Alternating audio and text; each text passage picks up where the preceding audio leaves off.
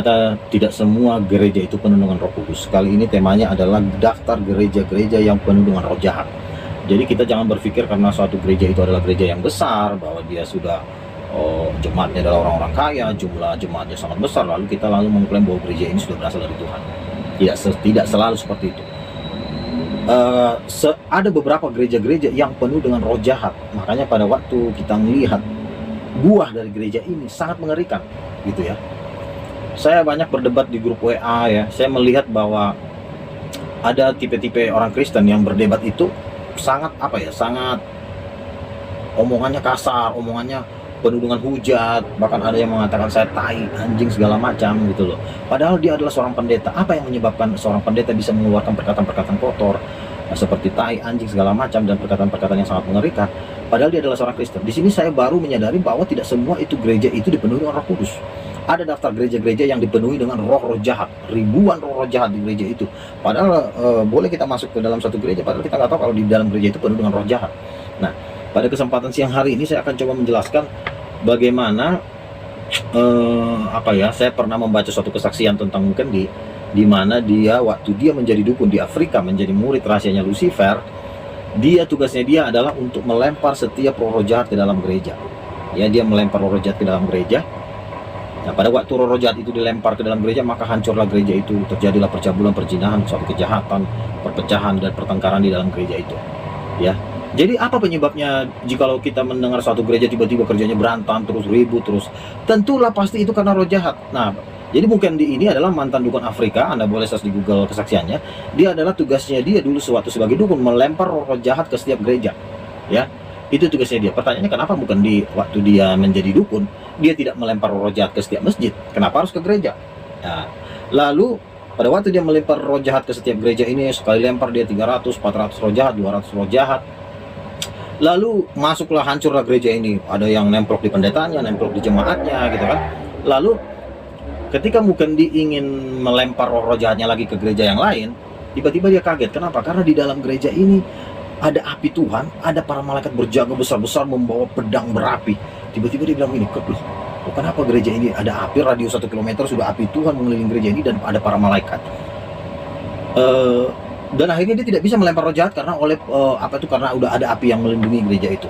Jadi pada waktu mungkin dia sudah bertobat, dia mulai bersaksi. Ternyata gereja-gereja yang ada apinya itu adalah gereja karismatik, gitu. Oh, ternyata dia baru bisa membedakan bahwa ternyata kalau gereja karismatik itu ada api Tuhan yang menjaga dengan para malaikat.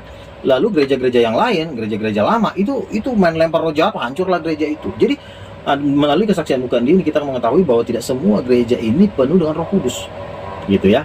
Nah, hal itu juga bukan hanya saya tahu dari Mukandi. Pada waktu saya berdoa dengan tim pendoa saya, ada malaikat-malaikat Tuhan turun. Pernah ada 7 malaikat, ada yang rambutnya emas, ada yang tinggi 3 meter, segala macam. Dan memang sering itu terjadi di dalam doa kami. Di sini sudah membuktikan bahwa tidak semua gereja itu penuh Roh Kudus. Jadi kenapa tiba-tiba ada gereja menjadi sangar, menjadi jahat, menjadi kasar? Itu karena ada roh jahat di pendetanya, di gerejanya, gitu. Jadi jangan pernah bangga dengan gereja Anda, mau mungkin jemaatnya 2000-an, tetapi kalau di gereja Anda penuh dengan roh jahat, maka Anda akan ke neraka. Jadi kesaksian Mukandi ini dengan kesaksian, bukan cuma kesaksian saya, kesaksian tim pendoa saya melihat dalam satu KKR itu para malaikat sudah banyak turun, sudah banyak. Sementara gereja yang lain, ya, Mukandi melihatnya gereja itu penuh dengan roh jahat karena tidak ada pengurapan Roh Kudus. Ada api di dalam gereja. Pada waktu saya menengking si Abi, pemilik 28 jin, ada api, dia melihat badan saya penuh api, yaitu api Roh Kudus. Di dalam Kisah Para Rasul 2, pada waktu murid-murid dipenuhi dengan Roh Kudus, itu ada api-api Tuhan. Jadi kalau gereja ada api Tuhan, maka tentu roh jahat tidak ada. Tetapi kalau gereja itu tidak ada api Roh Kudus, maka gereja-gereja itu penuh dengan roh jahat. Itulah yang menyebabkan perpecahan doktrin. Bayangkan gereja Kristen sekarang, itu doktrinnya itu ada sekitar 1200 doktrin. Nah, roh jahat itulah yang menciptakan doktrin itu, sehingga gereja Tuhan dipecah-pecah, sehingga kita tidak memiliki kesatuan yang kuat. Jadi ini adalah untuk akhir zaman. Tuhan sedang memulihkan gerejanya. Mari kita bertobat. Jadi kalau ada gereja yang berbahasa roh, kamu jangan tolak, ya. Kamu harus belajar berbahasa roh supaya Roh Kudus turun. Kamu harus ditumpangkan tangan, diurapi Roh Kudus, di berbahasa roh. Jangan engkau mengejek. Kemarin teman saya Robert bermimpi, dia ada 3 pendeta yang selalu mengejek bahasa roh. Tiba-tiba tembok runtuh menimpa 3 pendeta itu, dan pendeta itu mati di tempat. Dan 3 pendeta itu adalah 3 pendeta besar yang sekarang masih berkhotbah di YouTube. Bahkan saya rencana mau mendebat mereka punya YouTube.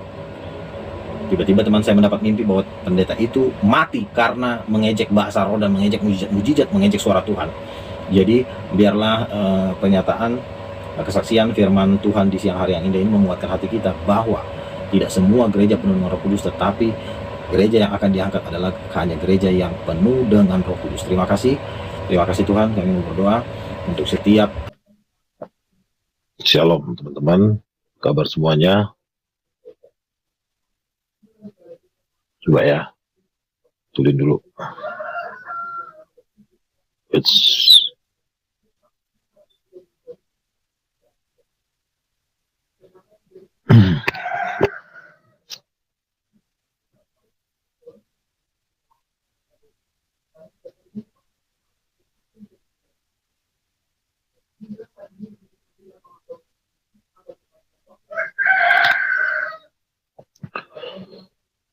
King of King International Ministry. Memang ini yayasan yang saya ingin dirikan. Mudah-mudahan minggu ini bisa ternotaris. Kita akan membangun suatu yayasan yang menaungi para misionaris untuk lebih efektif lagi kita menjangkau jiwa-jiwa, karena ini sudah akhir zaman.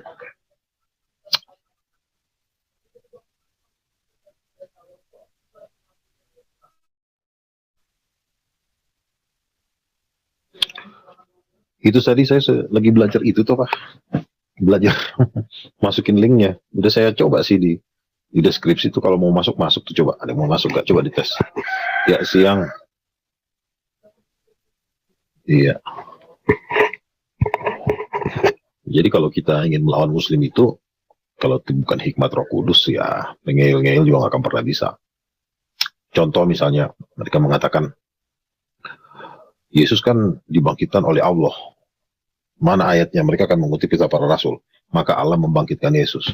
Tetapi jawabannya sih benar, tetapi ada salahnya. Yesus dibangkitkan oleh Allah. Apakah Yesus benar dibangkitkan oleh Allah? Jawabnya adalah salah. Yang benar adalah Yesus dibangkitkan oleh Bapa dan Roh Kudus. Jadi Bapa dan Roh Kudus inilah yang membangkitkan Yesus. Kalau dalam ajaran Islam, yang membangkitkan Yesus cuma Allah, tidak ada Roh Kudusnya. Nah itu. Jadi kalau menghadapi orang Muslim, kita tanyakan kepada mereka, siapa yang membangkitkan Yesus? Pasti mereka bilang Allah kan? Mereka akan mengutip kisah para rasul. Tetapi yang benar adalah bahwa Yesus dibangkitkan oleh Allah dan Roh Kudus. Gitu. Jadi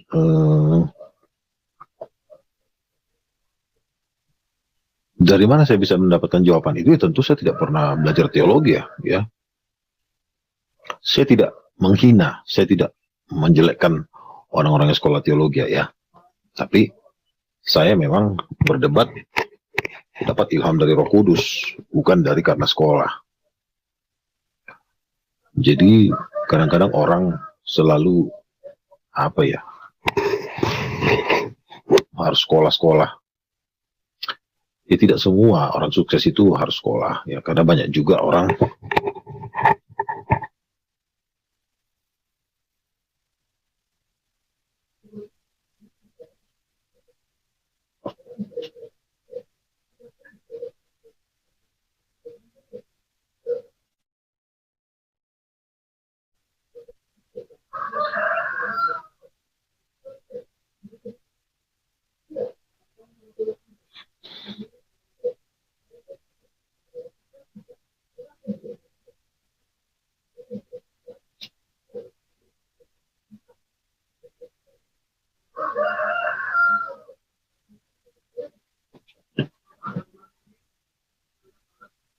udah bisa masuk ya Pak ya. Oh iya, di situ nanti coba saya inikan lagi. Terima kasih Pak. Iya, biar dialog kita lebih efektif. Sebenarnya dari dulu saya pengen seperti ini sebenarnya kan, biar lebih biar lebih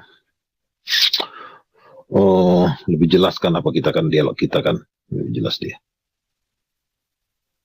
Gitu.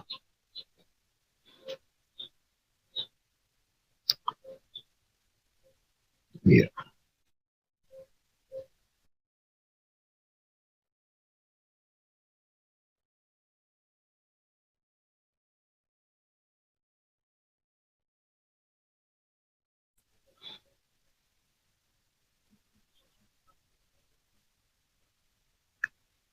Iya, iya, yang mau masuk boleh. Kita ngobrol-ngobrol. Bahasa apa dia? Ya, itulah artinya dalam Christian Halawa, Ain Hita maka kaca. maka kaca. Itu saya dengar dari adik saya. Maka kaca itu apa ya? Makan kacang. Gitu. Jadi sebenarnya di dalam pelayanan ini 1 Korintus 4:20 mengatakan kerajaan Allah bukan terdiri dari perkataan tapi dari kuasa. Jadi kita harus, selain kita jago membacot, tapi kita juga harus punya kuasa.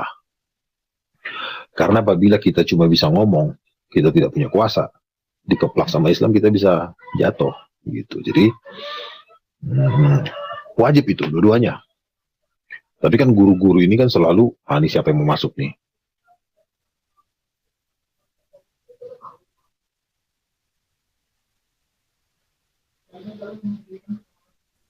Halo. Ya, shalom Pak. Tapi nggak ada videonya ya? Oke, nggak apa-apa. Ini siapa dengan Pak? Siapa nih Pak? Ini Sobat Rudi Yohanes, Pak. Apa? Sobat Rudi Yohanes. Oh, sahabatnya Lai Rudi. Iya, silakan. Nah, Pak siapa namanya? ini Bang siapa namanya? Indika. Oke. Ngapa nggak dari dulu, Bang, kayak gini, Bang? Kan aku udah bilang, aku kan gini, dengar dulu. Iya. Saya kan November itu kan baru aktif lah, mulai bulan 8, bulan 9 kan mulai aktif tuh kan. Nah, baru bulan November saya ke Nias. Di Nias itu saya hampir 1 bulan. Bayangin banyaknya acara di Nias sehingga saya nggak sempat kan ngupload pun saya nggak sempat gitu kan. Tapi memang di pikiran saya untuk lebih efektif memang live stream gitu kan. Cuma waktu itu teman saya Sinoto itu juga nggak bisa juga dia ngoperasin ini kan, akhirnya ya udahlah, akhirnya berjalannya waktu. Tapi saya juga sembari belajar tapi nggak dapat kan. Akhirnya ini kayaknya penting juga nih masalahnya. Subscriber saya juga kan nggak naik kan.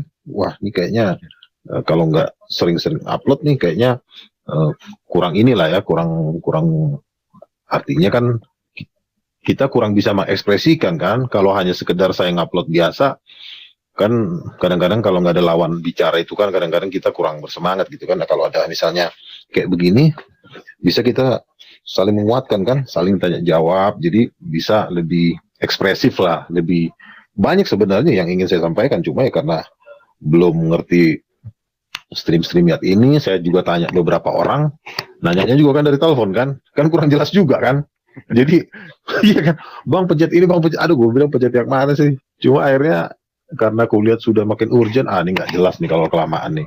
Akhirnya saya kulik-kulik aja tuh YouTube, saya cari-cari ini di mana sih, nemu juga kan. Wah, ini kayaknya nih, saya lihat Go Live itu di mana sih?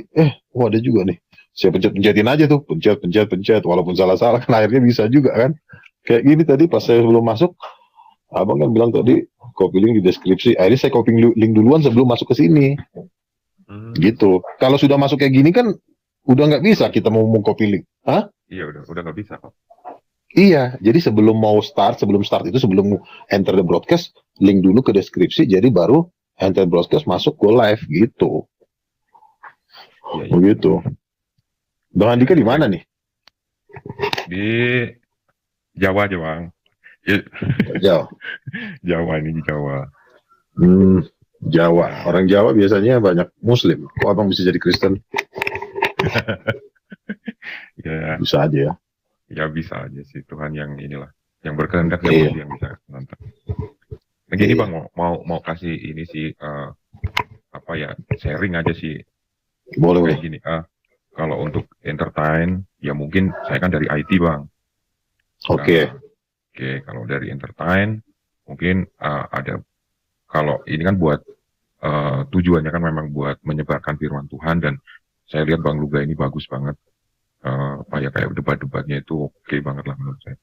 Nah itu kan, tapi kalau di YouTube, di entertain ya kita memang harus semuanya di packagingnya harus entertain juga. Kayak Bang Rudi itu udah positioningnya udah benar sih menurutku. Jadi Iya. subscribernya kan meningkat banyak. Nah itu, Iya. nah Iya. itu packaging dari yang kemarin mungkin saya WhatsApp juga sih, WhatsApp abang sih. Backgroundnya diganti nih bang, warna yang cerah lah, yang Oh, bisa, sangat bisa. kan Kebetulan saya mau ke toko nanti mau ganti ini, coba nanti kamu lihat deh. Ntar sore mungkin udah ya, ganti. Mm. ya terus lighting itu juga nanti pengaruh sama itu. Kita kan tujuannya ini ngundang-undang orang yang ya entah itu Kristen, entah itu Muslim, yang Betul, betul. tadinya belum kenal Bang Luga jadi pengen nih ngeklik videonya Bang Luga kalau lewat Sliver gitu kan kayak gitu. Terus ada biasanya kalau setiap Ya. channel itu ada tagline nih di depan, misalnya kayak Bang Rudi itu salam sang debater, berani tanya berani bertanya. Oh iya, iya. Kalau tanpa ragi itu ada halo semua kayak gitu. Nah itu kalau ikonik kayak gitu deh. Kalau Akan mengarah ke sana sih Bang, karena bentar, karena satu, saya sebenarnya lagi bangun studio di sini, jadi artinya memang target saya memang akan tetap lebih maju, tetapi terima kasih juga untuk masukan Abang, memang akan profesional, akan seperti itu. Jadi memang makanya saya juga akan lebih eksis lah di YouTube ini kan. Cuma karena memang masih ada sedikit-sedikit lah. Kita berdoa lah supaya lebih maju ke depan. Itu udah harapan kita juga. Jadi saya menganggap YouTube ini bukan suatu hanya sekedar iseng. Jadi memang sudah serius gitu. Jadi memang juga masukan-masukan apapun yang untuk memajukan itu pasti akan saya terima Pak. Iya. terus ini siapa? Ada lagi nih. Kalau Bang Rudi itu kan udah dibilang subscribernya udah banyak lah tanpa ragi gitu, Iya. kayak gitu. Nah, iya. Ya mungkin Abang ada kolaborasi kayak gitu mungkin ya. Tapi saya nggak tahu. Itu Bisa sih sebenarnya Bang, sangat bisa. Saya sangat tanpa ragu itu berapa kali nelpon saya, Bang, ayo kerjasama. Cuma kan saya bilang, aku lagi ada yang aku kerjakan, jadi ini kamu lihat aja nih kan, ini aja saya StreamYard aja baru. Tentu nanti akan saya undang juga beberapa orang-orang yang akan ke sini kan. Gitu. Jadi akan saya undang juga orang-orang yang akan ke sini. Pastilah. Artinya kita lebih tapi saya terima semua masukan-masukan itu kok biar lebih maju. Yang pasti nomor satu kan nama Tuhan yang dipermuliakan kan, kita kan semua kan kerja buat Tuhan ya gitu. Ya, amin. Terus gini, kalau saya mau nawarin bantuan aja sih, kalau memang butuh yang ada hubungannya sama IT, saya bisa bantu semaksimal mungkin, saya bantu karena ini kan buat pelayanan dan itu saya ya sukarela aja bantu, nggak ada apapun nanti bisa saya chat kalau misal mau buat website atau sistem atau apalah di IT. Sangat perlu Bang, makanya saya sangat berterima kasih nih Abang bisa support. Terima kasih banget. Ya kemarin Bang Rudi juga tak support, semuanya tak support lah kalau memang ada yang IT kayak gitu. Ya. Cuman ada ini nggak apa-apa ya Bang ya, ada ini dikit ya Bang ya. Nggak apa-apa. Bang Luga kan ini Bang Rudi ya, yang Judas masuk surga atau neraka kayak gitu. Oh iya. Ya. Nah kalau saya pribadi sih kan keselamatan itu pribadi banget kan. Terus kita ini kan misinya itu untuk biar orang-orang yang belum mengenal Tuhan itu mengenal Tuhan kan, misi dia. Yeah. Misinya kan itu utamanya. Jadi perbedaan itu ya wajar. Ya saya juga aneh sih, awalnya itu aneh. Cuman saya kan tipenya mungkin saya kenal Tuhan itu belum lama. Cuman tipenya kan saya pengen belajar. Jadi kebanyakan orang-orang yang di YouTube ini itu kan pengen tahu, pengen belajar nih. Gak hanya sekedar doktrin gak hanya sekedar pembelajaran dari pendeta atau ustadz atau segala macam. Ini kan tontonan yang menarik. Dan alangkah baiknya kalau misal oke lah ada kekurangan, ada kelebihan di masing-masing channel itu, tapi kita itu saling melengkapi. Kalau misal ada yang kayak tadi itu tuh biasanya Muslim tuh yang mancing-mancing kayak gitu Bang. Jadi ya hati-hati juga, misalnya Bang Rudi gini kayak gitu. Nah kalau Rudi saya tahu jiwanya dia lah. Dia juga mengatakan Luga Tambunan bilang bahasa roh masuk surga, saya bilang bahasa roh masuk neraka, dia bilang gitu. Itu kan sudah jelas berbeda. Tetapi dia manusianya tipenya nggak jadi benci, nggak jadi ngamuk. Itu bagusnya dia. Tapi kalau ada juga tipe Kristen yang lain, dia ada suatu perbedaan begitu, itu menjadi suatu musuh terbesar gitu loh. Jadi makanya saya sama Rudi tuh dia baik, selagi dia masih baik, pasti saya pun akan baik, dan dia pun tidak membuat suatu gap dengan saya, dan saya pun kan tidak membuat suatu gap dengan dia, karena walaupun ada perbedaan itu, tapi saya melihat dia masih punya hati. Nah, tapi kadang-kadang ada juga golongan Farisi. Kalau golongan Farisi dan ahli Taurat ini udah nggak punya hati. Bahkan Yesus bilang engkau tidak akan luput dari hukuman neraka, Matius 23 ayat 33. Jadi ada yang berbeda, tetapi dia masih bisa diperbaiki, masih bisa diajak kerjasama. Nah, salah satunya adalah Bang Rudi ini masih kemarin dia masih chat saya, dia bilang, Bang Luga, Lai Luga ini ada yang minta nomor rekeningmu ke aku, gitu kan. Wah ini nih Bang, makasih Bang, gitu kan. Saya kasih nomor rekening kayak gitu kan. Jadi artinya dia masih mau ngobrol. Karena kan pada dasarnya kan buah itu kan adalah kasih Tuhan itu. Nah saya lihat dia masih ada kasih Tuhan kan. Kalau masalah dia belum mencapai, menurut saya dia belum mencapai pemahaman yang misalnya bagi menurut saya Yudas masuk neraka apa surga, yaitu mungkin ya dia perlu bertanya lagi sama Tuhan, kan itu adanya, iya kan? Iya. Siapa tahu Tuhan kasih mimpi, Tuhan kasih penglihatan sama dia. Nah, tapi berbeda dengan tipe-tipe manusia ahli Taurat. Kalau ahli Taurat itu ibarat kata itu ya Yesus aja udah ngomong kamu nggak akan luput dari hukuman neraka, ya mau diapain lagi. Tetapi saya berharap semua teman-teman itu jangan sampai berada di golongan ahli Taurat seperti itu. Nah itu yang saya mau positioningkan kan di sini itu misinya Bang Rudi, misinya Bang Luga, misinya apologet yang lain itu kan aslinya sama. Kayak penuaian lah, sekarang itu penuaian. Nah, kalau ada yang berbeda-beda, saya senang sama Bang Luga. bagus kayak saya itu pertamanya kan nonton Paul Zhang kayak gitu kan. Nah, di Paul Zhang itu saya juga itu bagus banget. Dia itu nggak masalah berbeda itu biasa. Terus dia itu kalau Paul Zhang itu kan positioningnya memang kalau kita menyembah Yesus itu sebagai Tuhan, terus hidup kita itu memang benar-benar ngelakuin apa yang diperintahkan Yesus, sudah selesai. Apapun itu denominasinya, apapun itu agamanya, itu kalau agama nggak tahu, tapi dia bilang denominasinya itu ya kita akan dapat reward nanti kayak gitu kan. Nah, begini Bang, begini intinya adalah kasih, ya. Ya betul. Walaupun dia tidak sanggup mengenal misalnya bahasa roh, tidak sanggup dia membuat mujizat, tidak sanggup dia melakukan penglihatan-penglihatan atau roh-roh kenabian, oke. Setidaknya kalau lu tidak, misalnya dia tidak bisa melakukan hal itu, setidaknya dia punya kasih. Dia tidak menghujat, dia tidak menghina, dia tetap mengarahkan. Artinya kan dia masih punya kasih kan? Karena seseorang dinilai itu dari kasihnya, bukan dari kuasanya. Dulu juga Paul Zhang begitu sama saya. Dia bilang gini sama saya, oh lu nabi palsu ya Luga. Nah, setelah saya masuk ke Zoom-nya dia, gedubrak, langsung dia, Bang Luga ternyata orangnya baik kayak begini.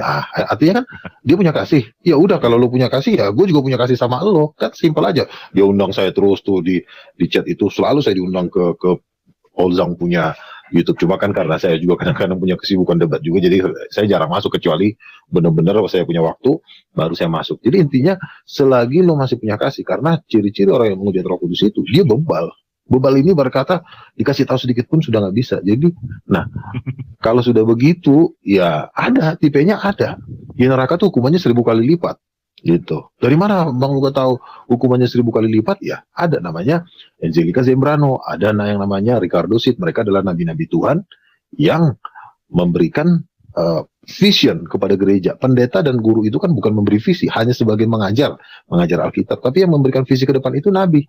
Nah makanya kalaupun misalnya belum ada nyampe mereka ke situ, belum sampai ke tahap pengertian kenabian ya setidaknya praktekkan kasih itu, menghormati tetap. Nah kalau lu masih bisa menghormati orang, menghargai orang, berarti kau masih punya kesempatan untuk diubahkan Tuhan. Tapi kalau udah terus menghujat, ya saya pun nggak akan membalas, ya kan? Kita kan maju terus, ya kan? Kita dapat 1 triliun, ya lo baru dapat 1 juta gitu. Karena yang namanya orang yang berada di dalam Tuhan itu pasti diberkati Tuhan. Berkat itu jujur, saya kadang-kadang bilang sama Tuhan, subscriber saya baru 6.000 tuh, Rudi aja udah 99.000, tapi Tuhan bilang sama saya, oh jadi lo nggak hitung tanah yang gue kasih sama lo ya? Oh iya ya Tuhan, maafin gue Tuhan, saya bilang ya, maafin. Jadi berkat-berkat Tuhan itu banyak gitu loh. Artinya dari mana saja Tuhan bisa memberkati kita. Itu tentunya bukan berarti saya tidak mengembangkan YouTube saya. Artinya saya juga seperti abang bilang, ini studio dirombak lagi. Oh kalau itu pasti, karena ini juga kan tadi saya kan tinggal di Jakarta kan. Cuma karena saya di sini masih ada kerjaan yang saya kerjakan, jadi saya untuk sementara di sini dulu sembari ngurus yayasan, baru nanti launching di Jakarta gitu. Tapi semua masukan abang saya terima lah, itu sangat bagus dan saya berterima kasih kalau abang juga membantu dalam hal IT. Aku juga senang banget lah. Ya nanti tak chat lah kalau itu. Oke, iya. Oh, yang abang yang kemarin yang chat mau diganti warna putih ya? Ya, itu. Oh iya, saya tahu. Bang Andi kayak iya. Ini aja nih, kemarin saya setrika belum ini banget. Iya, nggak apa-apa sih, pelan-pelan. Tapi ini tadi saya mau saya kasih gambar Tuhan Yesus yang nunggang kuda itu tadi di sini, di belakang sini. Oh, mantap. Ya, ini udah lompatan bagus buat abang sih. Wah, kalau saya sebagai subscribernya abang nih, ya udah, ini yang saya tunggu-tunggu nih, ngapa? Bang? Yang kayak gimana? Yang kayak gini, yang live kayak gini. Iyalah. Oh iya. Karena saya pikir begini kan, kalau stream ear kan artinya begini, kita ngomongnya lebih lama, ya kan? Kalau misalnya saya ngupload doang, itu kan kalau nggak pakai wifi kan itu kan gede juga itu apanya tuh, giganya itu kan. Kadang-kadang 2 giga sekali ngupload kan 3 giga. Nah kalau kayak gini kan satu juga lebih hemat juga. Terus ngomongnya lebih panjang. Karena waktunya lebih lama, bisa lebih santai, bisa lebih ekspresif, ya kan? Bisa ngimprov gitu kan. Bisa, dan online pula. Kita berdoa supaya lebih banyak yang melihat, lebih banyak yang diberkatikan gitu. Jadi jangkauannya lebih luas dan ya Injil pun nama Tuhan lebih dipermuliakan gitu. Betul. Berapa yang masuk bang? Yang antri? Tadi ada 1 orang, cuma saya belum masukin. Oke. Cuma. Ini mau tanya-tanya aja lah sama abang ya. Kan lagi nunggu yang lain nih. Tanya nggak apa-apa ya? Iya. Tadi udah mau masuk sih satu, cuma biar nggak tabrakan aja. Oke, terusin aja. Nggak apa-apa. Ini bang, saya kan kenal Tuhan itu belum lama nih. Ya memang saya Kristen dari lahir. Cuman kan belum lamanya mengalami Tuhannya belum lama nih. Nah, terus saya kan dengar kemarin kan ada saksi Yehova yang telepon nih tiba-tiba nih, terus ngajakin diskusi segala macam. Kalau secara human, secara person, mereka itu ya welcome aja sih, kayak kasihnya ya memang ya santun bahasanya, cuman saksi Yehova. Iya, saksi Yehova. Cuman ininya apa? Ada yang ganjel sih, katanya Yesus itu ciptaan. Nah, saya cari-cari nih, saya kan juga di Facebook udah agak lama nih, kayak ngikutin debat-debat itu. Iya. Itu dari mana sih mereka itu ngakuin Yesus itu cuma ciptaan itu? Alasan mereka itu apa sih sebenarnya, Bang? Kok bisa dia itu ngerti gitu loh, ini Yesus itu ciptaan kayak gitu? Itu apa sih yang buat mereka punya pikiran kayak gitu? Itu dari ayat apa dan dari mana sih asalnya? Itu apa dari gua atau dari mana, kan kita nggak tahu. Oke. Saksi Yehova itu kekuatan debatnya itu sebenarnya hampir di atas Islam, karena saya pernah dengar Netzarim yang sebenarnya yang pertama-tama menyangkal Yesus ini kan sebenarnya orang-orang seperti ini, orang-orang Unitarian. Unitarian inilah menghasilkan Islam, ya. Walaupun itu dari Muhammad, tetapi Unitarian itu sudah ada dari zaman Yesus, sudah ada ya kan, dari Konsili Nikea kan Unitarian dengan Tritunggal itu kan berdebat gitu. Jadi begini, inti utamanya cuma penyangkalan doktrin di alam semesta ini sebenarnya cuma 2, yaitu mengaku Yesus Tuhan dan tidak mengaku Yesus Tuhan. Nah, saksi Yehova ini adalah menyangkal ketuhanan Yesus tetapi berjubah Kristen. Makanya pendebat-pendebat saksi Yehova juga itu tidak kalah dengan bahkan mereka sebenarnya lebih garang. Saya pernah berdebat dengan tokoh saksi Yehova di Indonesia. Saksi Yehova kan dengan Unitarian kan sama. Kalau tokohnya di Indonesia adalah Frans Donald dan Beni Irawan. Saya udah pernah libas tuh 2 orang. Mereka mengatakan Yesus adalah Tuhan, tetapi mereka bilang Yesus adalah ciptaan. Tidak ada orang yang bergelar Tuhan jikalau dia diciptakan. Jikalau dia diciptakan, haram hukumnya bergelar Tuhan. Jadi ibarat kata ini, saksi Yehova ini ibarat kata memaksakan orang yang bukan Tuhan jadi Tuhan. Mereka mengatakan Yesus ciptaan. Harusnya mereka tidak boleh mengatakan Yesus adalah Tuhan. Karena kalau Kan prinsipnya saksi Yehova kan begini. Yesus itu menciptakan langit dan bumi, tetapi dia diciptakan oleh Bapa. Yesus menciptakan langit dan bumi. Yesus menciptakan manusia. Yesus sendiri diciptakan oleh Allah Bapa. Itu sebenarnya sudah menyalahi keadilan Tuhan. Tuhan tidak pernah memberikan kuasa untuk mencipta untuk ciptaan. Dan juga Tuhan tidak mungkin tidak ada orang yang bergelar Tuhan apabila dia diciptakan. Kalau dia sudah diciptakan, dia nggak bisa lagi bergelar Tuhan. Bisanya apa? Malaikat, manusia, udah. Karena ciptaan Tuhan cuma dua macam, malaikat dengan manusia. Jadi kalau dia bukan manusia, berarti dia malaikat. Nah, malaikat ini tidak bisa bergelar Tuhan. Makanya bagi saksi Yehova, Yesus itu adalah malaikat Mikael. Mereka mengatakan Yesus adalah Mikael. Mereka memakai ayat kitab suci. Ayat yang dipakai adalah dia adalah ciptaan sulung. Yang sulung dari semua ciptaan. Yang sulung dari semua ciptaan, bukan ciptaan sulung. Mereka mempelesetkan kata-kata itu. Itu ada di Kolose sama di kitab Wahyu. Yesus adalah yang sulung dari semua ciptaan. Yang sulung itu artinya yang terutama dari segala yang diciptakan. Berarti Yesus itu kan karena jadi manusia, dia dihitung dalam manusia. Artinya karena dia sudah menjadi manusia, berarti dia disejajarkan dengan manusia. Tetapi dia menjadi yang sulung dari semua yang diciptakan. Berarti dia raja atas seluruh ciptaan, begitu. Nah, terus yang kedua, tidak bisa ciptaan bergelar raja di sorga. Yang bisa bergelar raja di sorga adalah cuma Tuhan semesta alam. Yesus bergelar raja segala raja. Jikalau Yesus ciptaan Bapa, maka Yesus tidak boleh bergelar raja segala raja. Gelarnya apa? Malaikat tertinggi lah, atau pemimpin malaikat, tidak bisa. Tetapi pemimpin masih dia punya raja yang memerintahkan kepada dia. Contoh pemimpin militer, panglima, tapi kan masih ada seorang presiden yang memerintahkan dia. Tetapi kalau seorang raja, keputusan atas nama dia. Nah, Yesus, di dalam nama Yesus setan diusir. Di dalam nama Yesus doa bisa disampaikan kepada Tuhan. Tanpa nama Yesus tidak bisa berbuat apa-apa. Berarti Yesus itu adalah Tuhan. Kalau Yesus adalah raja, berarti dia tidak bisa diciptakan. Dan dia tidak mungkin jadi ciptaan. Karena kalau Yesus diciptakan, gelar Raja Yesus harus dicopot. Gelar Tuhan Yesus pun harus dicopot. Karena tidak boleh Tuhan diciptakan. Yang namanya Tuhan itu pasti hidupnya dari kekal sampai kekal. Nah, kalau ada Tuhan diciptakan, itu bukan Tuhan lagi. Tetapi saksi Yehova juga tetap mengatakan Yesus adalah Tuhan. Ini adalah trik mereka supaya bisa mereka diterima di tengah-tengah orang Kristen. Oh, Yesus Tuhan kok. Tapi ada tapinya, Tuhan yang diciptakan, pembohong. Iblis adalah bapak pendusta. Jadi tokoh saksi Yehova di Indonesia ini, si Frans Donald dengan si Benny Irawan, baru sekitar sebulan yang lalu saya dibahas habis. Saya bilang begini. Dia bilang gini, tapi kan Yesus menerima segala kuasa dari Bapa. Yesus menerima kuasa atau seluruh kuasa, saya bilang gitu sama dia. Ya, Yesus menerima kuasa. Iya, menerima kuasa dengan menerima seluruh kuasa beda nggak? Yesus kan bilang di Matius 28 ayat 18-19, segala kuasa di bumi dan di surga telah diberikan kepadaku. Kalau segala kuasa di bumi dan di surga telah diberikan kepadaku, berarti Yesus gelarnya apa? Raja.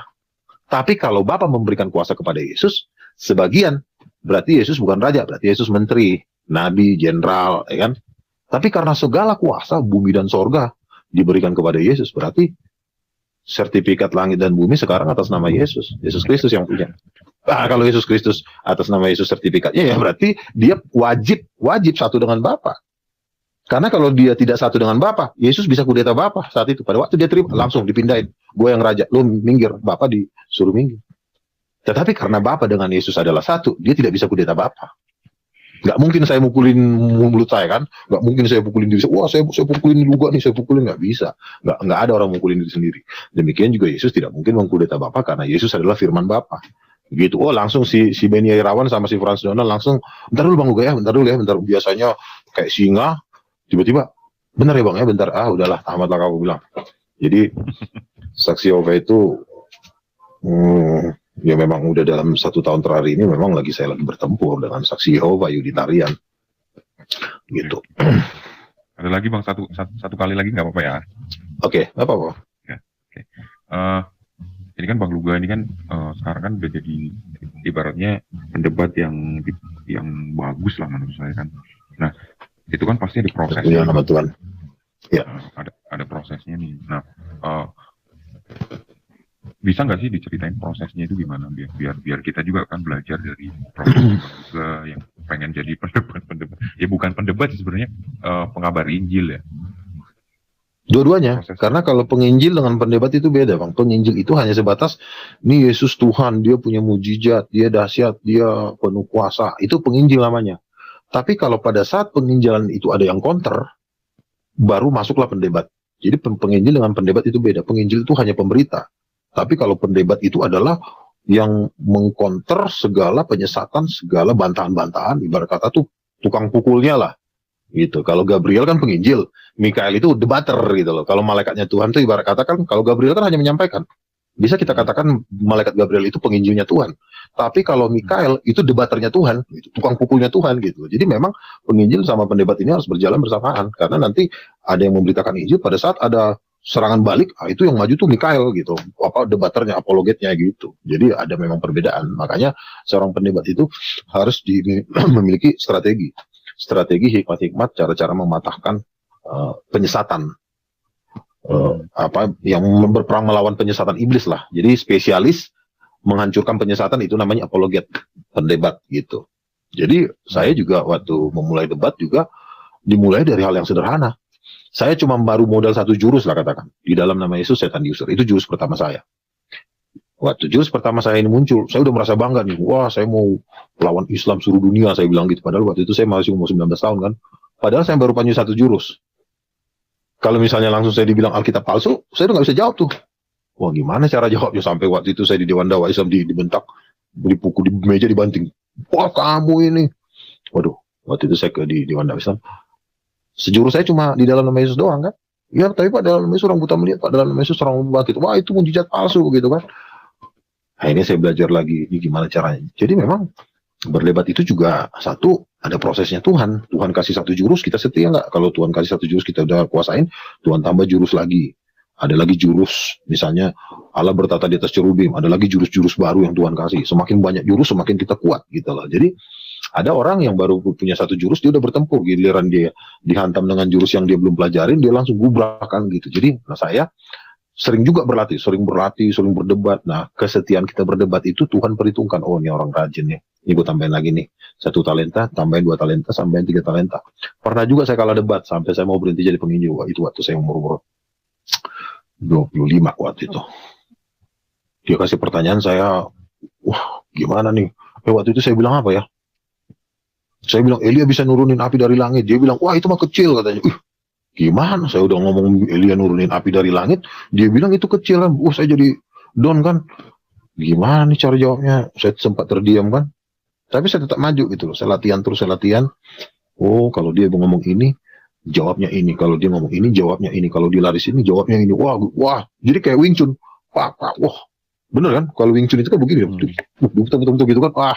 Dia betul begini. Wah. Jadi sama gitu. Sampai saya terlatih. Dihantam sini masuk sini, dihantam sini masuk sini. Wah, jadi benar-benar pukul-pukulan kan. Dan itu memang saya banyakin dapat hikmah waktu saya menyembah. Saya tipe manusia suka menyembah, suka main gitar, suka nyanyi. Di saat saya menyembah itulah banyak sekali kekayaan hikmat yang saya dapatkan. Pada saat saya memuji Tuhan, wah di situ tuh hikmat saya tuh kayak hujan deras. Jadi pada waktu saya berdebat di atas ring tuh mukulnya tuh enak, dublak, langsung jatuh gitu. Ada kan orang kan mukulnya masih berat. Aduh, gitu. Tapi kalau kita udah sering latihan, udah berat, jatuh lagi. Jadi di situ kita berlatih, Tuhan yang melatih kita. Sama seperti bangsa Israel kan, Tuhan bilang begini, orang yang berumur 20 tahun akan kulatih berperang. Jadi Tuhan juga melatih berperang bangsa Israel. Sama juga berdebat itu kan berperang. Jadi Tuhan juga melatih kita untuk berperang, berdebat, bertanya jawab. Kan Yesus berkata, apabila kamu dibawa ke mahkamah agama, ke mahkamah pemerintahan, janganlah kamu bingung tentang pembelaanmu, karena pada saat itu Roh Kudus akan memberikan kata-kata hikmat kepadamu yang kamu tidak bisa dibantah oleh lawanmu. Jadi ya itu, Roh Kudus itulah yang memberikan kita kekuatan dalam berdebat. Dan tentunya Tuhan juga memberitahu saya ada di kelas ini gitu kan. Pendebat itu juga kan ada kelasnya. Ada kelas desa, kelas kecamatan, kelas kabupaten, kelas provinsi, kelas DKI, kelas internasional. Jadi Tuhan memberikan pernyataan kepada saya, kamu jangan sembarang berdebat, kamu ada di kelas ini, sehingga kamu harus benar-benar mempersiapkan, sehingga pertanyaan-pertanyaan di sini mematikan semua gitu. Jadi saya pun lebih suka berdebat pakai ayat-ayat Alkitab karena bagi saya lebih nikmat ya. Karena ada juga orang berdebat pakai Al-Quran yang nggak masalah juga. Tapi kalau saya memang lebih suka dengan ayat-ayat Alkitab. Seperti itu, Bang. Oke. Tapi buat biar yang denger itu apa, yang sekarang lagi live itu ngerti, itu kan tadi ya Bang, ada strategi segala macam. Tapi yang kita utarain kan kebenaran kan, bukan bersilat lidah kan, di sana kan kebenaran. Terus satu lagi gini, dalam satu perdebatan kadang-kadang ada orang bodoh. Kenapa saya katakan bodoh? Dia berpikir kalau berdebat itu dia berpikir bahwa sebenarnya ada roh-roh jahat, ada jin-jin di belakangnya dia yang mengontrol. Makanya kan kadang-kadang kita lihat baik orang anak kecil sama orang dewasa kadang-kadang kepintaran berdebatnya sama lawan debat kita. Kenapa? Jawabannya sama, kepintarannya sama. Sebenarnya bukan dia yang berdebat, tapi jin dan roh-roh jahat lah yang mengkontrol otaknya dia. Nah, sebelum roh-roh jahat ini kita usir, jangan harap dia akan percaya omongan kita. Nah, perlu ada mujizat. Kita usir dulu roh-roh jahat yang di belakang dia, baru kita berdebat sama dia. Contoh, misalnya, kalau kita tatap-tatapan mata aja sudah kalah sama dia, berarti kekuatan dia lebih besar dari kita. Dan jangan harap omongan kita pun nggak akan ada gunanya. Sekalipun yang kita omongin firman, tetapi firman yang kita omongin itu tidak ada kuasanya. Makanya sangat perlu seorang pendebat itu diurapi Tuhan. Saya udah lihat kok, misalnya dia tentang Roh Kudus gitu kan, saya melihat gimana dia cara berdebat. Walaupun dia kelihatan ngotot, tetapi sebenarnya dia kalah. Karena kenapa? Karena dia belum bisa usir roh-roh jahat yang ada di belakangnya itu. Contoh misalnya, saya panggil teman saya misalnya Rali. Ral, apa? Roh jahat yang di dia masih ada nggak? Lo lihat. Oh masih tuh. Berapa? 20 jin. Udah pergi belum? Belum. Ya udah kalau dia belum pergi mau debatin sampai mulut berbusa juga nggak ada gunanya. Berbusa-busa. Tapi kalau misalnya sudah dihajar di alam roh, setannya udah cabut. Apa aja yang kamu ngomongin pasti dengerin sama dia. Makanya dalam perdebatan itu perlu mengutamakan urapan Roh Kudus, sama seperti Daud dan Saul, ya kan? Daud dan Saul ini adalah dua tipe pendebat. Yang satu pendebat yang diurapi, yang satu pendebat yang Roh Tuhan sudah mundur. Kalau Roh Tuhan sudah mundur daripada dia, masih bisa nggak Saul berperang? Masih, tapi kalah terus, bahkan mati, bahkan seluruh anak cucunya Saul dibunuh, begitu. Ya oke Bang, itu aja mungkin Bang. Iya, terima kasih Bang. Oke, Christian Halawa mau masuk, silakan. Masuk aja. Yang mau masuk silakan.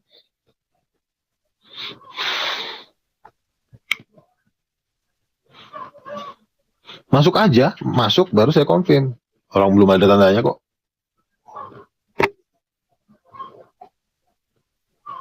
Nggak berani masuk. Gitu. Coba more apa nih? More apa ya? More broadcast info.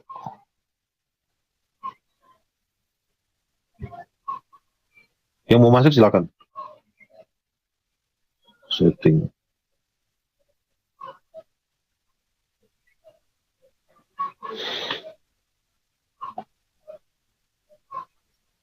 Saya bikin di deskripsi kok, itu tadi udah ada yang mau masuk cuma belum. Ini ada satu masuk nih, siapa nih? Coba. Oke, masuk. Ya, silakan. Ya, nggak ada videonya, gimana sih? Ayo silakan, ini siapa nih? Ya, dengan siapa Pak? Shalom. Itu dengan Christian. Oh ya, dari gereja mana Pak? GPI. GBI. Iya. Oke, apa Pak yang mau ditanyakan? Nggak ada, saya mau debat. Iya, mau debat apa silakan. Apa yang tidak setujunya di mana?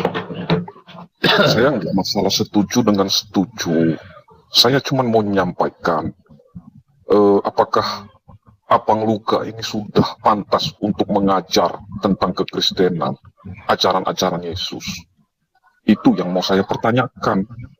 Apakah ketika Bang Luka berbicara soal Kristus atau ajaran-ajaran Kristus, ketika Bang Luka tidak mengetahui tentang ajaran itu sendiri, apakah Ya. bukan itu menjadi penyesatan untuk orang-orang yang mendengarnya? Bagaimana Iya. kira-kira tanggapan Bang Luka? Ajaran yang salahnya tuh yang mana salahnya Bapak? Nanya harus jelas. Salahnya di sini Bang. Salahnya di sini Bang. Nah, gitu ngomongnya. Salahnya mana? Bahasa roh yang salah, baptisan kayak yang salah. Coba kasih tahu yang jelas. Tidak. Nah, sekarang aku bertanya. Nah, biar orang mendengar sajalah apa jawaban Bang Luka. Pertanyaan saya simpel. Apakah dengan cara mengusir setan itu dinamakan sebagai pengikut Kristus? Coba Abang jawab. Sekarang ada orang kerasukan setan di depan kita. Lalu kita ngomongin, Allah itu baik, Allah itu baik. Tuhan Yesus sudah mati di kayu salib 2000 tahun yang lalu. Sementara mulutnya berbusa gitu kan. Tuhan baik. Mulutnya udah berbusa. Sudah apa tuh? Udah jungkir balik lah kan. Lalu kamu membacakan Alkitab. Pada mulanya adalah firman. Firman itu bersama-sama dengan Allah. Sementara orang yang sakit kesurupan, kamu tidak usir. Sementara kamu malah khotbah. Orang yang kesurupan itu butuh disembuhkan, bukan butuh dikhotbahin. Jadi kalau nanti sudah misalnya dia udah sembuh, baru kamu khotbahin.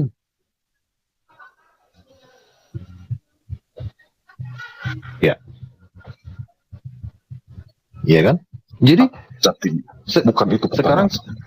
Yang saya sekarang gini, tanya, nggak usah lah dulu kamu lari kemana-mana. Sekarang orang kesurupan ini bisa nggak kamu sembuhin? Nggak usah kamu baca Alkitab. Kita nggak butuh sekarang baca Alkitab. aku tanya, bagaimana kalau orang yang tidak bisa itu mengusir setan? Apa Kalau tanggapan orang Bang? itu, iya, kalau orang tidak bisa mengusir setan, kamu bawa dia kepada hamba Tuhan yang bisa mengusir setan. Nah, sekarang saya mau tanya, apa maksud ya tentang perkataan Yesus yang mengatakan bahwa Tuhan, Tuhan, aku telah bermukjizat. Jangan ketawa. Abang kan hamba Bas. Tuhan, mengaku hamba Tuhan. Basi Jangan bilang lah, basi. jurus. Berarti Abang Luka mau bilang ayat Tuhan itu basi, begitu? Iya. Kiraan jurusnya udah Tunggu, basi banget, tunggu. capek banget. Tunggu, jangan bilang basi. Berarti Bang Luka bilang ayat Tuhan itu basi, begitu? Ya, salam. Tunggu, jangan lari dulu, jawab dulu itu, jawab. Karena kan ajaran Bang Luka ini sungguh menyesatkan saya rasa untuk orang-orang Kristen yang mendengarnya. Oke, Jawab, dengerin ya. Iya, Dengerin. coba. Ada orang kerasukan setan di Ya. depanmu. Banyak orang kerasukan setan. Lalu Saya karena bertanya kamu tentang bisa- ayat itu. Saya bertanya dengar tentang ayat itu. dulu, dengar, Tadi kan iya, dengar dulu. patokan dari Luga Tambunan adalah kalau orang tidak bisa mengusir setan, artinya dia bukanlah pengikut Kristus. Kan begitu. Nah, sekarang jawab ayat itu. Nanti saya berikan Oh. pertanyaan yang kedua untuk mengimbangi pertanyaan itu. Enggak, ini si Ayo, Christian silakan. Halawa ini si Christian Halawa ini si Rodrigo bukan? Hah? Jawab, Itu bukan jawab saja. Aduh. Si Ucok ternyata gue kira siapa. Udahlah. Udah kau Orang lain dulu kau lah. jawab lah dulu. Tunggulah dulu, Le. Salam dulu, Le. Salam. Ini baru buka channel mulai ya. Kita doakan berkembang ya. Amin. Gue kira siapa gaya lo. Christian Halawa kayaknya pertanyaannya sama nih si. Sehat, sehat Le. Sehat. Nah, sehat. Amin, amin. Ya, moga-moga berkembang ini channel kita ini, Le ya. Amin, puji Tuhan. Jadi kan kita harus kayak gitu. Jadi kalau ada netizen ya tampung aja. Biar apa? Biar channel Iya, kita tadi. ini berkembang gitu. Iya, nggak masalah. Bagi Jadi saya nggak apa-apa. kontroversi Cuma yang seperti itu mesti kita bangun ya. Masalahnya gue tadi gue lihat kayaknya gue kenal nih suara manusia satu ini. Ternyata lo. Christian Halawa kira siapa gitu kan? Iya. Jadi apa pembahasan yang menarik ini, Le? Ada Iya, nggak itu. Om tadi sini Oke. yang masuk? Oke, saya jawab sedikit tadi pertanyaan lah ya kan. Jadi gini lah ya, misalnya dia mengusir setan. Habis dia mengusir setan, dia tiba-tiba lewat cewek cantik, pelacur. Akhirnya dia check-in. Padahal dia harus bikin KKR. Tiba-tiba dia lewat hotel, di hotel itu ada cewek-cewek cakep, akhirnya dia check-in di hotel. Dan itu terjadi berulang-ulang. Tetapi mujizat yang Tuhan kasih sama dia itu tidak pernah dicabut, karena Tuhan kalau sudah kasih karunia kepada seseorang bukan berarti karena orang itu berbuat dosa tiba-tiba kuasa itu diambil, tidak. Makanya kadang-kadang walaupun orang sudah berbuat dosa, pada saat dia menumpangkan tangan, dia itu tetap sembuh, karena Tuhan itu cara kerjanya, karena dia bikin dosa tiba-tiba sih semua diambil, nggak seperti itu. Nah, makanya itulah yang terjadi di Matius 7 ayat 21. Pada waktu dia di hari penghakiman, kan Tuhan aku udah ngusir setan, aku udah menyembuhkan. Dikiranya Tuhan nggak tahu. Dia, tapi kan lo habis mengusir setan kan lo check-in di hotel. Ya kan? Habis lo check-in di hotel, lo juga kerjanya menyakiti teman, lo ngegosip. Betul, lo punya kuasa, tapi lo melakukan dosa. Makanya Tuhan usir. Tetapi orang yang mengusir setan atas nama Yesus, tetapi dia menjaga hidup kudus, itulah contoh Rasul Petrus. Rasul Petrus juga mengusir setan dalam nama Yesus. Lalu apa upahnya? Yesus berkata, barang siapa yang mengusir setan dan mengikuti aku dan atas namaku akan menerima 100 kali lipat dan memperoleh hidup yang kekal di sorga. Bahkan 12 rasul mendapat 12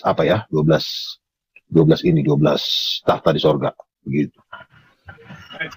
Oke, saya tanggapin sedikit ya mengenai Matius 7 ayat 22, 23, 24 ya. Jadi yang Le sampaikan itu, saya jangan lama-lama, Le, ini masih banyak, Le. Jangan lama-lama, ini masih banyak. Iya. Saya setuju mengenai hal itu, tetapi cakupannya terhadap orang-orang atau sebagian orang yang dipilih Tuhan atas dasar kuasa mujizat itu. Jadi inti dari pengajaran Kristus, cakupannya adalah untuk seluruh manusia, bukan untuk perorangan. Artinya begini, ketika seseorang itu bisa melakukan mukjizat ataupun tidak bisa melakukan mukjizat, Yesus tidak mengatakan bahwa orang-orang yang bisa melakukan mukjizat dengan cara mengusir setan dalam namaku, dia akan menjadi ikut bersamaku di dalam Firdaus. Tidak. Tetapi dari buahnya lah kamu akan melihat mereka.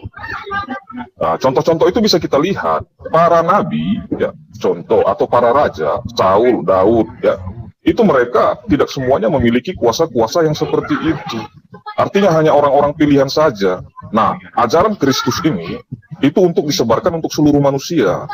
Jadi kalau kita mengatakan, terus mengatakan, kamu nggak bisa ngusir setan, berarti kamu bukan pengikut Kristus. Nah, ini salah. Bukan begitu.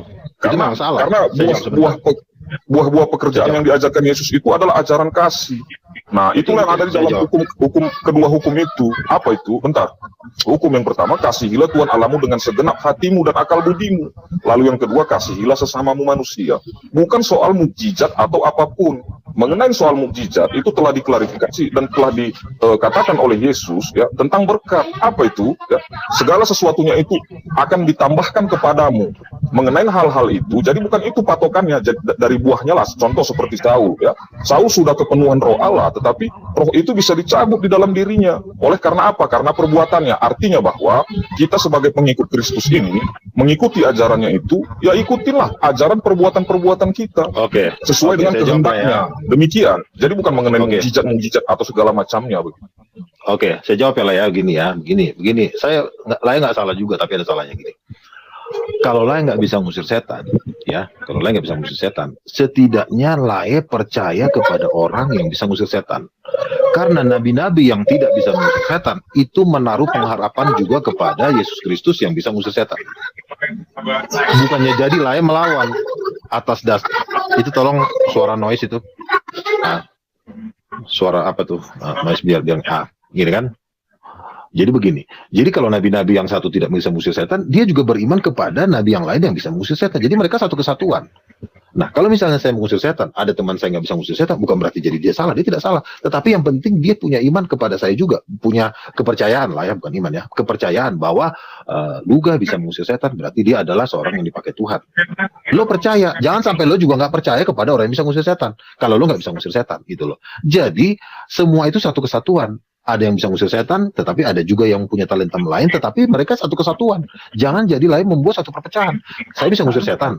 Nah, lain jadi ngelawan saya, itu udah nggak benar. Saya bisa ngusir setan, saya nggak bisa ngusir setan, tapi lain melawan saya. Harusnya lain. Saya Minta tolong. begini, Le, begini. Saya bukan melawan, sebentar, enggak, saya bukan melawan tentang orang-orang yang bisa berkuasa atau bermukjizat dalam nama Yesus untuk mengusir setan. Bukan itu. Tetapi yang saya lawan dan saya tentang adalah premis orang-orang yang mengatakan bahwa kalau kamu tidak bisa bermukjizat, berkuasa mengusir setan, maka kamu bukan pengikut Kristus atau Kristen ecek-ecek. Saya tidak pernah mengatakan Hal-hal yang demikianlah yang saya tentang. Jadi bukan Betul. kalau dikatakan saya menentang orang-orang yang bisa mengusir setan, justru saya bukan pengikut Kristus. Kenapa demikian? Karena Yesus Ya. mengatakan kasihilah sesamamu manusia. Betul. Itu. Sekarang saya bilang begini, saya kan bisa ngusir setan.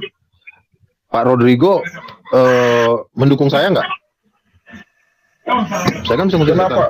Begini, kenapa tidak? Tetapi yang tidak saya dukung itu adalah mengumbar-ngumbarkannya ke depan publik. Demikian aja.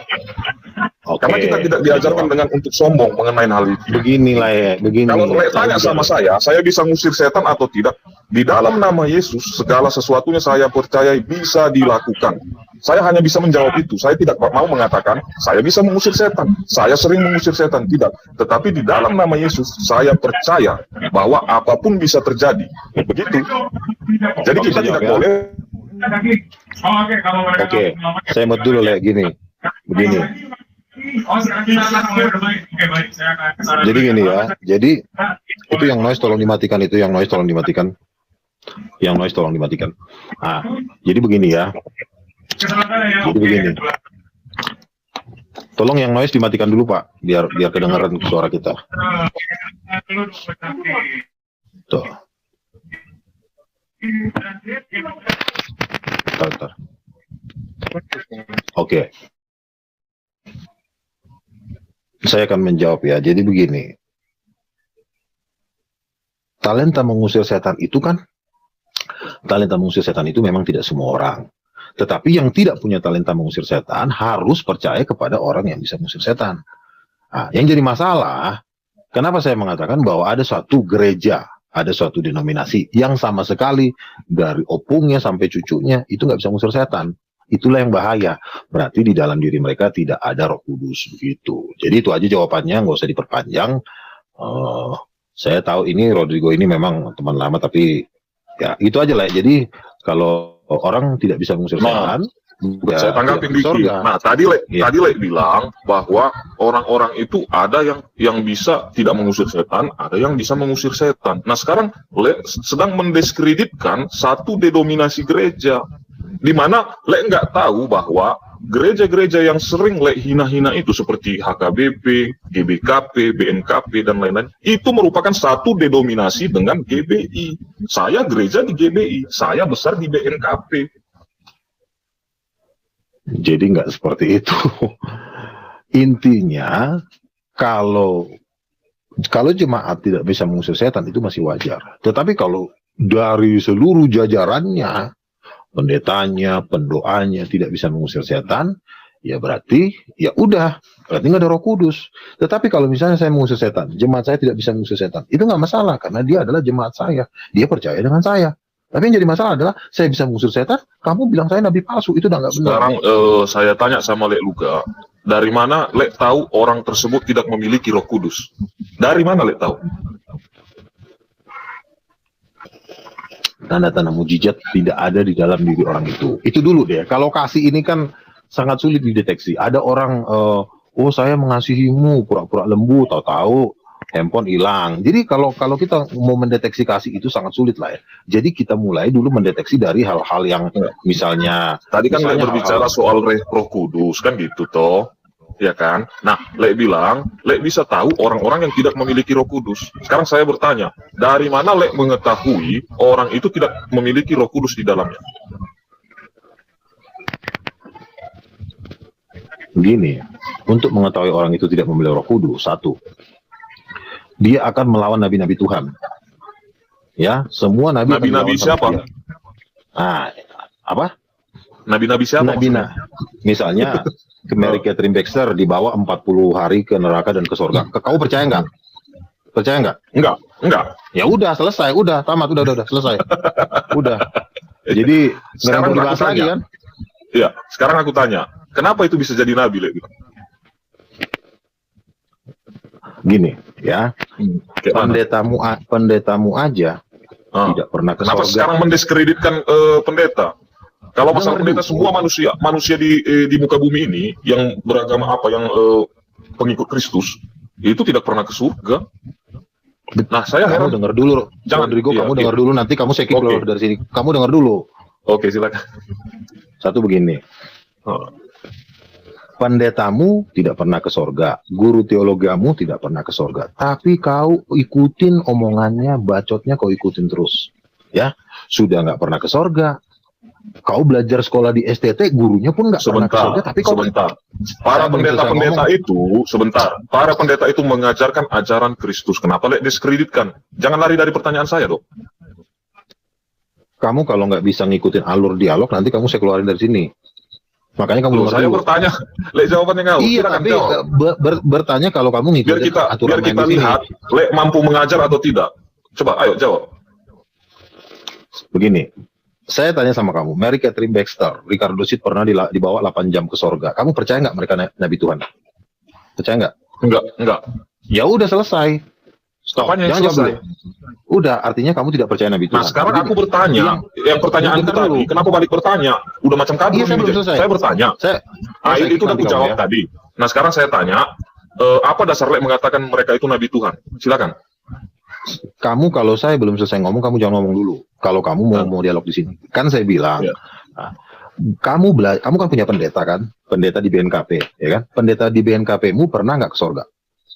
Enggak. Pernah nggak? Ya, nggak Enggak. pernah aja kau dengerin terus. Yang nggak pernah saja kau dengerin terus. Giliran orang yang pernah kau nggak mau dengerin. Yang nggak Nah. pernah saja kau dengerin. Giliran yang 20 kali ke sorga kau nggak mau dengerin. Berarti kau sesat, kau masuk neraka. Nah, sekarang aku tanya Iya. balik sama Lek. Lek percaya sama Muhammad atau tidak? Dengarkan Muhammad atau tidak? Tidak. Dia pernah ke surga, kenapa enggak Lek dengarkan? Tapi dia tidak punya mujizat. Orang-orang Dia yang dibawa pernah ke sorga. In- Iya, Intinya, tapi dia tidak. tadi dia pernah ke Iya, surga. Iya, tapi dia Lihat, tidak bisa Eden. membangkitkan Lihat. orang mati. Lihat. Dia Eden tidak bisa pernah membangkitkan. ke surga katanya. Lek, kenapa Tapi enggak dia nggak percaya bisa sama dia? bangkitin. Tetapi dia nggak bisa bangkitin orang mati. Makanya saya bilang, orang yang dibawa ke sorga juga harus punya mujizat. Sekarang, dasar Alkitab yang mengatakan, tadi kan Orang yang Membawa dibawa ke Alkitab. sorga. siapa yang mengatakan mereka itu nabi Tuhan? Silakan. Kan saya bilang, orang yang dibawa ke sorga harus juga punya mujizat. Bisa mengusir setan, bisa membangkitkan orang mati. Rata-rata orang yang dibawa ke sorga itu bisa ngeliat malaikat. Mereka artinya punya mujizat. Dari Bisa mana melihat Lek malaikat. tahu mereka masuk ke surga? Sekarang itu pertanyaanku, dari mana? Mereka punya mujizat. Mereka bisa bangkit dari antara orang mati. Angelica Zembrano itu mati dulu, sampai dicek Orang dia yang- bangkit. Orang yang tidak udahlah. orang yang tidak percaya dengan Kristus pun bisa melakukan mukjizat. Bagaimana? Kalau masalah mukjizat. Nah, dukun saja mujizat kan? Kenapa kau yang mengaku lebih dari dukun? Kenapa kau Berarti Lek mengatakan Dukun saya aja harus bisa. percaya sama dukun, Coba kan kau begitu? mujizat. Kalau patokannya mukjizat. Iya. Nah, berarti dukun lebih hebat Kan dari begitu. kau. Kalah Ya, kau sama berarti dukun. kan Lek Dukun aja bisa mengatakan bikin mujizat. kepada orang-orang Berarti yang kau masih mendengar di bawah dukun. di sini, Iya, tapi kau Lek masih di bawah menyuruh dukun. orang-orang ini percaya kepada dukun, kan begitu? Karena dukun itu Kamu bisa masih di melakukan bawah mukjizat. dukun. Kalau patokannya mukjizat.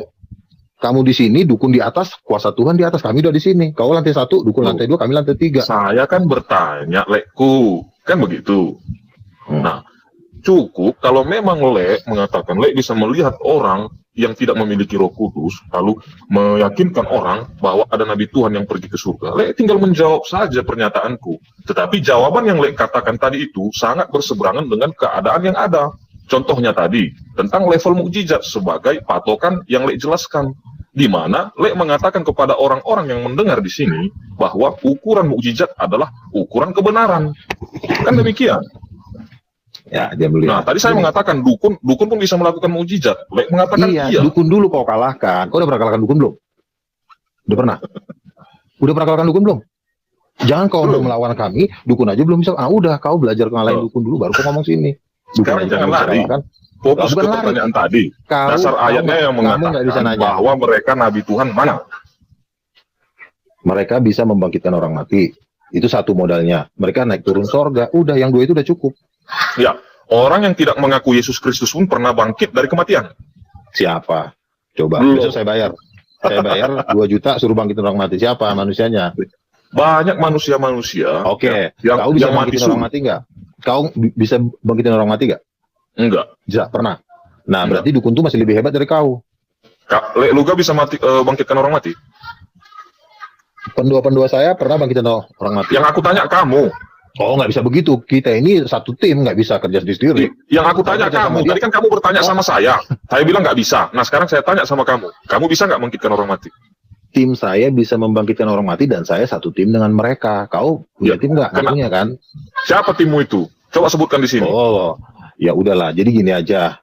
Berarti Kau- bohong kan? Berarti bohong. Ini bohong. Kok bohong sih? Lah, siapa? coba sebutkan siapa?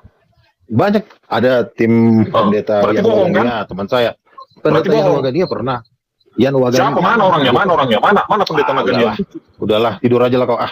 Nggak bener kau ini. Tunggu.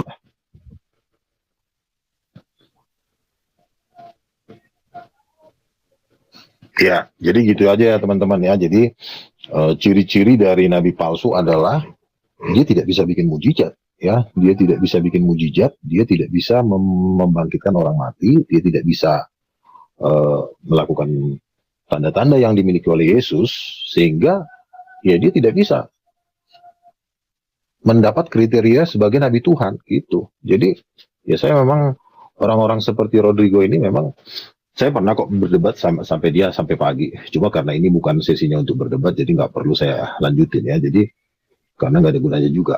Karena kalau udah orang alih-alih orang Farisi itu cocoknya itu memang ya Tuhan Yesus bilang mereka tidak akan luput dari hukuman neraka ya. Dia aja belum baptis, dia aja nggak bayar perpuluhan. Gimana kita mau bisa berdialog dengan orang-orang seperti itu? Jadi kita tidak usah meladenin orang-orang yang seperti Rodrigo ini ya, karena mau dikasih tahu juga berulang-ulang juga dia nggak ngerti. Giliran dia debat sama Islam juga dia iya gitu.